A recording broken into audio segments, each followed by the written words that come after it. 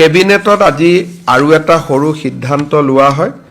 আপোনালোকে জানে যে বৃন্দাবনী বস্ত্ৰখন গুৱাহাটীত আনিবৰ বাবে আমি এটা বহল প্ৰয়াস আৰম্ভ কৰিছিলোঁ। লেটাৰ অফ ইণ্টেণ্ট ইতিমধ্যে স্বাক্ষৰ হয়।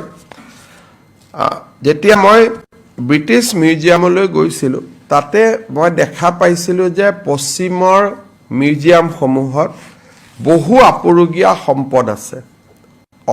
অসমৰ, ভাৰতৰ, বিদেশৰ আৰু যেনেকৈ লিঅ'নাৰ্ড দা ভিঞ্চিৰ পৰ্ট্ৰেটৰ পৰা বহুত সম্পত্তি আছে।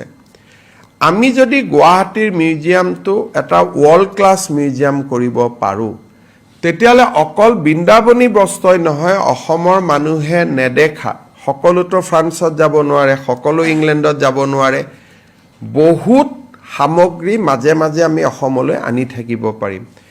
সেইকাৰণে আমি চেৰিকালচাৰত প্ৰথমতে এবিঘা মাটি আমি ৰাখিছিলোঁ। এতিয়া আমি 3 বিঘা মাটি আজি কেবিনেটে কালচাৰেল ডিপাৰ্টমেণ্টক এলট কৰিছে, যাতে আমাৰ মিউজিয়ামটো আৰু অলপ ডাঙৰ কৰি আৰু খুব চাইণ্টিফিকেলি আমি বনাব পাৰোঁ। আৰু মিউজিয়ামটো বনোৱাৰ সকলো খৰচ JSW ফাউণ্ডেশ্যনে দিব। কিন্তু আগতে আমি এবিঘা মাটিত অকল বৃন্দাবনী বস্ত্ৰৰ বাবে বনাব খুজিছিলোঁ। এতিয়া আমি 3 বিঘা মাটি লৈছোঁ, যাতে অলপ ডাঙৰ কৰি দেশ বিদেশৰ আপুৰুগীয়া সম্পত্তিবিলাক যাতে আমি ইয়াত আনি থাকিব পাৰোঁ। কেবিনেটে আজি 3 বিঘা মাটি হেণ্ডলুম চেৰিকালচাৰ ডিপাৰ্টমেণ্টৰ পৰা কালচাৰেল ডিপাৰ্টমেণ্টলৈকে হস্তান্তৰ কৰাত অনুমোদন দিয়ে।